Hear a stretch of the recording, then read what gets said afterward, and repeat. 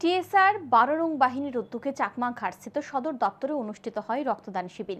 এদিনের শিবিরে 103 জন টিএসআর জওয়ান স্বেচ্ছায় রক্তদান করেন। রক্তদান শিবিরে উপস্থিত ছিলেন IG KD Marak, commandant Ashok Sinha, deputy commandant Subodh Chandra Das সহ অন্যান্যরা।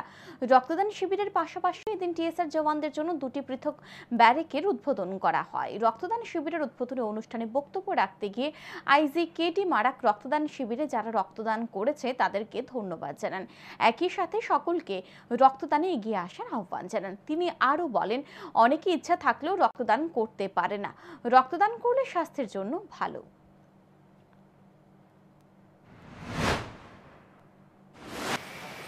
तो जो जिसका ब्लड बी पॉजिटिव है वो ज़्यादातर डोनेट करें, क्योंकि बी पॉजिटिव का पेशेंट्स ज़्यादा है, डिमांड ज़्यादा है, तो उसी वक्त आपका स्टॉक में कम हो जाता है। ये जो मेडिकल ऑफिसर जो मैंने जीबी का जो ब्लड बैंक से बात किया है उन्होंने बताया। आप लोग का खुश नसीब है कि आप लोग ब्लड डोनेट कर सकता है।